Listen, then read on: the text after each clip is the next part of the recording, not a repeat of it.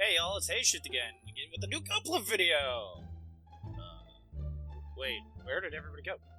It hasn't been that long since my last Gunpla video, right? Oh. I guess I just kinda forgot and didn't make any videos after February of last year. Right.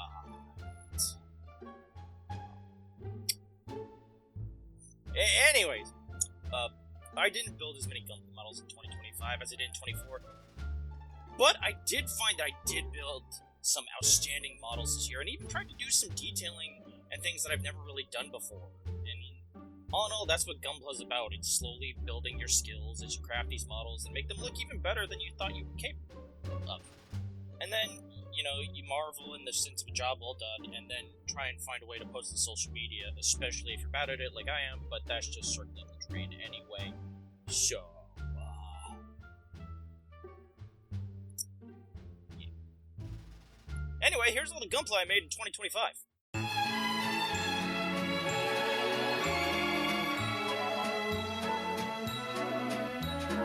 Okay, so before we get into the Gunpla proper, I do have to give at least 2 honorable mentions and 1 horrible, dishonorable one.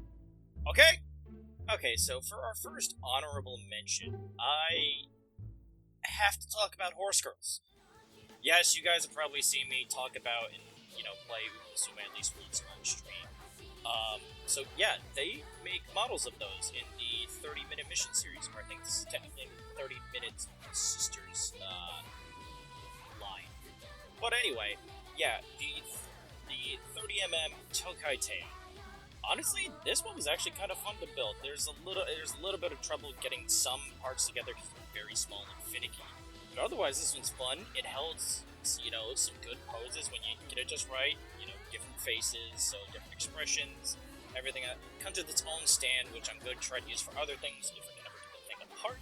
But otherwise, yeah, this was a fun little excursion to the 30mm line, which I will hopefully be able to extend when we finally get to that Armored Core 6 one I have somewhere. But yeah. The next honorable mention comes from the high grade The O.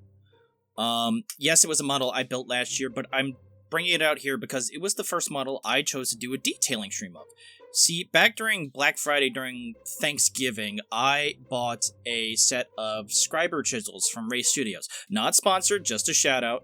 And I figured it was something I wanted to start doing because I haven't really detailed models and stuff like that, and I wanted to get better at using them and panel lining and the coatings and all that, so that's what I did. So it was the first one I did, mostly because I liked, the lines that were on it and all that stuff, and it really set as a test bed for how I went through things with detailing and stuff now. And it was a great learning experience, and I don't think a lot of the lines turned out that bad. There are some I'm just yeah, first time stuff, but that's how it's gonna go. So I thank it for it, and I'm glad it worked out as well as it did. And now the unhonorable mention. This was a kit sent to me by a friend. It's a little bit of a joke, but I still built it, hoping it would be fun. It is the Studio Saito, the Akura/Salmon Roe. Yeah.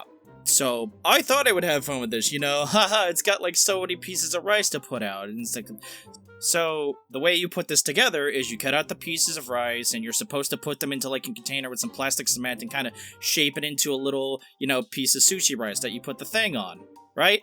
You want to know how I learned this? From instructions online on YouTube videos, because this thing doesn't come with any instruction manuals.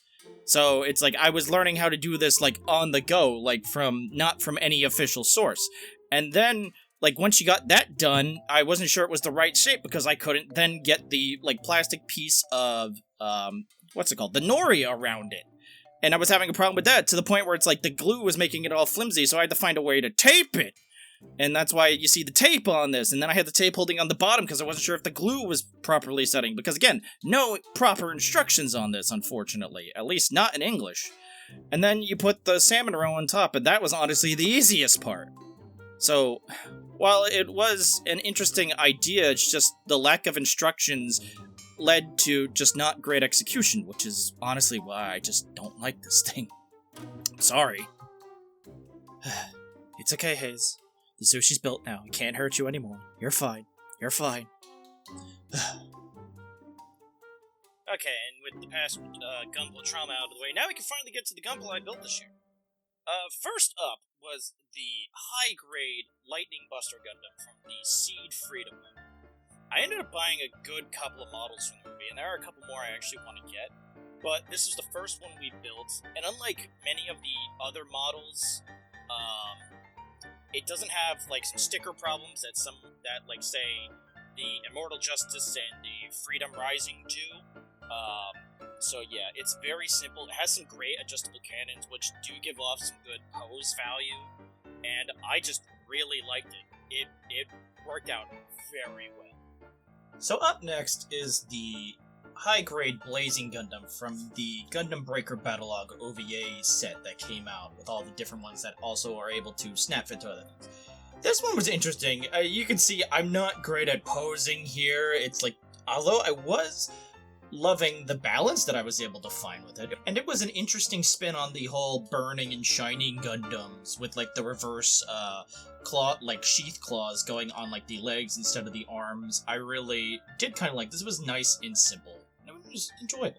After I built that, though, came two of the biggest Project Gundams I found of the year. The first being the Master Grade Turn A Gundam. This is one I had picked up a while back because I knew it was a little bit of a rarer reprint that they had done. And man, this thing built so much differently, which is, it's like different connections and like joints and stuff. I will say the one downside, I did have two pieces break. One of them was in the backpack, which you can't really see, but the other was its arm. I don't know what happened, but at the joint, it literally, the plastic just snapped, and I had to panic scramble to find a way to kind of put it together so I could just re-engineer that like elbow joint. Although it did work out fine, and this is one that I also took my time and went on detailing in a great way. First doing a gloss coat, well, scribing it, then doing a gloss coat, and then panel lining, and then doing the matte coat, which is like for the finished version, which you see here. Not all of the panel lines go down all the way, I can't see little gaps, but I really take pride in this. This is one of my favorite builds I did this year. This thing, to me, looks great. So, I've told the story many, many times how, like, over 10 years ago, my friend bought the perfect grade red frame Astray, and that at some point I wanted to build the blue frame.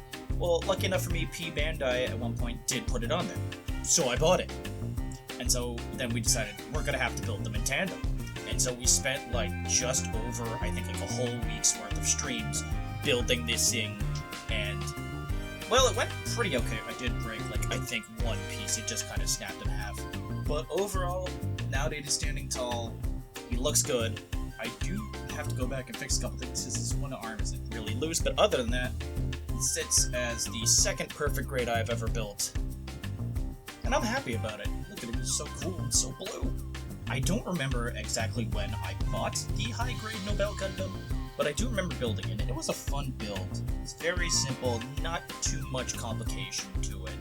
And then its posability really struck me as something nice for a high grade. It can make a good amount of poses, goes on the stand easy. You know, it's just cute. You know what I mean? And of course, once I was posing, I did have to break out the real grade Burning Gundam just to be side by side, because I mean, what else was I going to do, pose it alone? And now that I've said that, I kind of find it a bit weird that right after that, I built the Magistar Gundam, and this is a little bit different. There was a little bit more to the build than the Nobel, but still, this thing is pretty good for a P Bandai specific model that I found at a con. And honestly, this may be one of the favorite poses I was able to achieve, because I mean, just look at it, trying to do my best Shoryuken. I wish the one knee could come up higher, but that's a whole different story. All in all, this is a good model. The chest piece does have little problems sometimes of either like seeing like it's staying on, but not, and you can just kind of like touch it and it falls off, but that's a little nitpicky. All in all, very good. So I'm of the opinion that this thing is still purple. Get on with it. Yes, get on with it! Okay, yeah, I know. We had that poll like forever ago. It's blue. You can't see the air quotes, but they're there. Anyway, the Master Grade Heavy Arms Gundam Custom EW for Endless Waltz. Dude, this is one of my favorite looking mobile suits of all time. It's just, dude, it's got the missile launchers, all the guns, the double chain guns for literally just quad chain gun action. How do you not like this thing? Its posability can be a bit of a thing with getting the guns attached to the arms and having them keep up, but that can be fixed with, joint strengthening and stuff like that. So, yeah, all in all, this one, it was fine. I'm finally glad I got to build this again after not having this kit for years. So, yeah.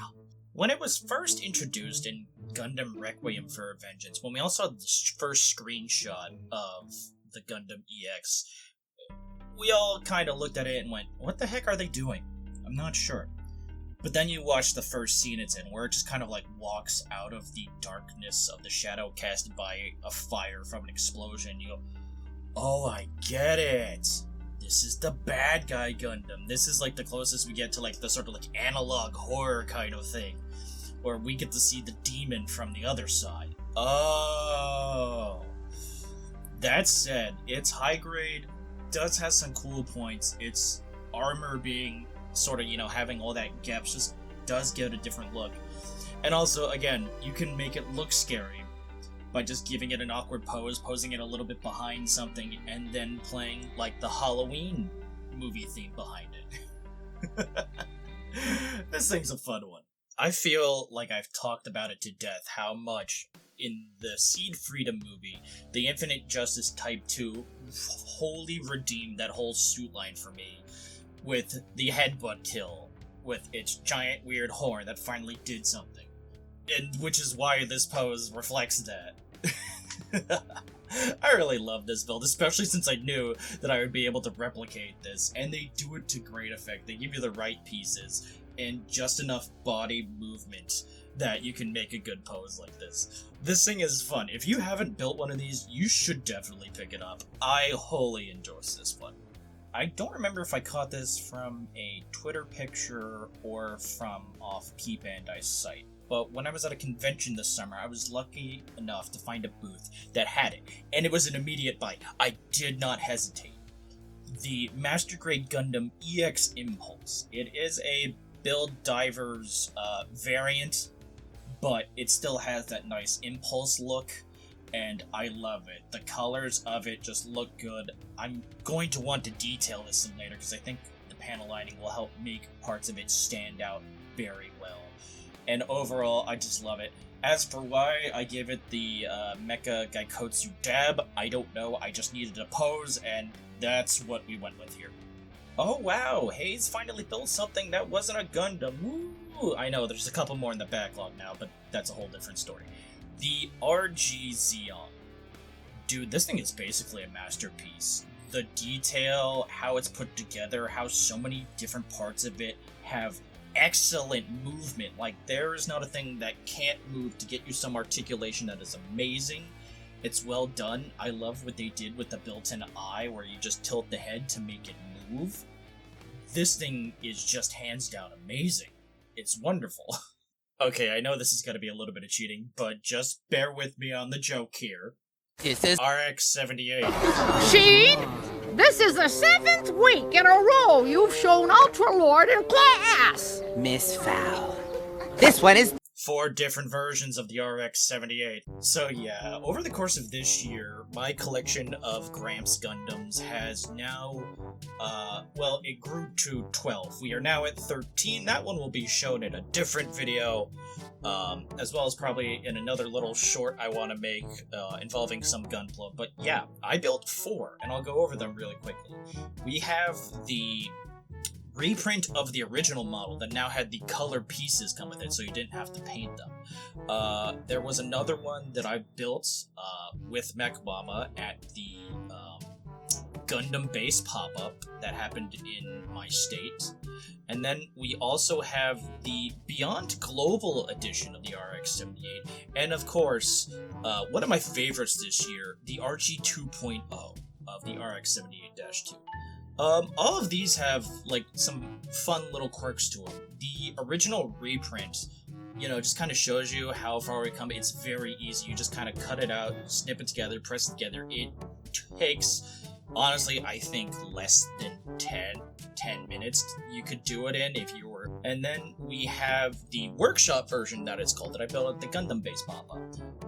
This thing has a little bit more mobility. It doesn't have as much articulation as, say, like an entry grade, but it is made for, like, first-timers. This thing isn't hard. Although I will say I did have to take one arm apart because I put the piece in backwards. That's on me.